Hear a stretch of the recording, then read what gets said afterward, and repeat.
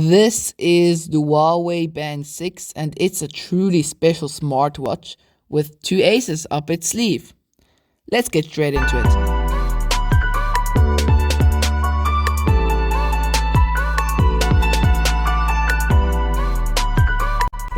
The packaging is pretty standard for a smartwatch. We get a white charge thing to USB-A cable, no charger, a warranty card, and a quick start guide, which weirdly is written in Arabic for whatever reason.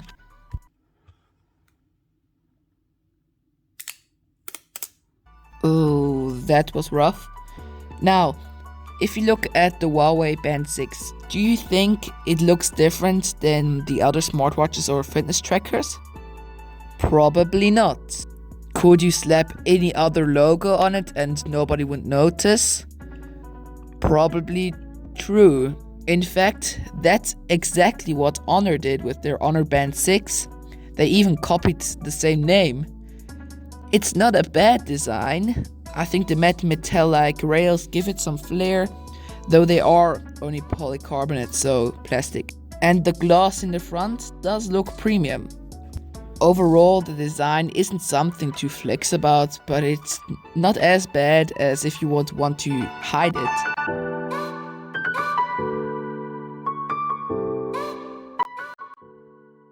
We do have an AMOLED screen in a size of 1.47 inches diagonally, which is surrounded by fairly big bezels.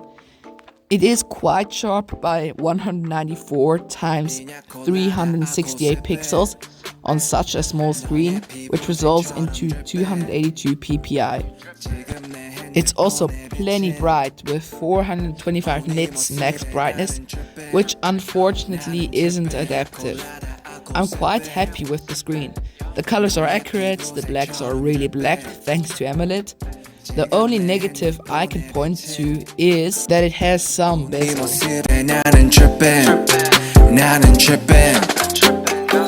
It has quite a long feature list, so pause the video to see all the features in 5, 4, 3, 2, 1.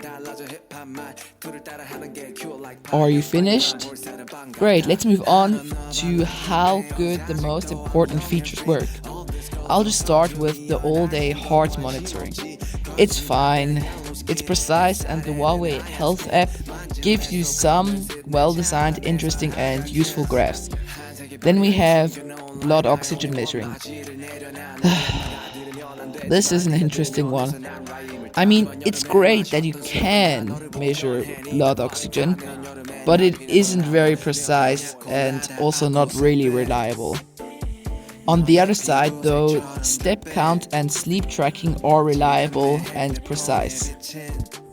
There is, as mentioned, an app called the Huawei Health app, but you have to do quite a workaround on Android to get the newest version of that app, because you have to download an APK at the website of Huawei and then you have it. But on iOS, you just get it in the Apple Store directly. I think that's probably because of the Google ban in Huawei devices. Maybe that's playing a role there. The app itself is good. It has lots of nice graphs and useful information. Oh, by the way, if you're new to the channel, please make sure to subscribe. I would really appreciate it.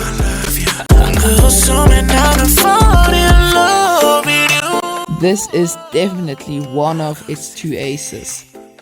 It has a pretty small 180 mAh battery cell and it charges pretty normal from 0 to 100 in 90 minutes. But if it's full, you don't have to charge for at least 1 week. You've maybe seen my review of the Samsung Galaxy Watch 4. If not, it's linked down in the description. It's a really good watch, but I had to charge it every day. You can imagine my reaction when I noticed that only 1% was lost all 2 hours on the Huawei Band 6. That's crazy. I always have a reflex to charge things when they fall about under 50%. I mean, just like out of fear that it's not going to last a day. But 50% on the Huawei Band 6 means about 4 days of use. So the battery was definitely a game changer for me.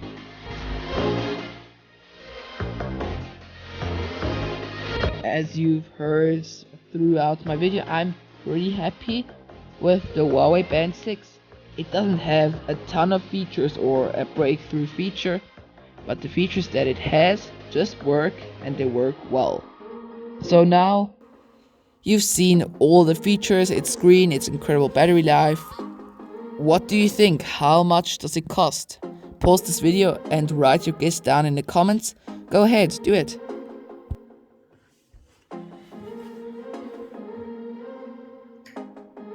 So, it costs $45. Let me say this again. $45. For comparison, the Samsung Galaxy Watch 4 costs $250. It's about 6 times as much money. If you've not already guessed it, that's the second ace. With such a price, I mean, it's a no-brainer. If you're looking for a watch that tracks your fitness, I mean, just go for it. Either way, that's been it for today. Thanks for watching and Merry Christmas.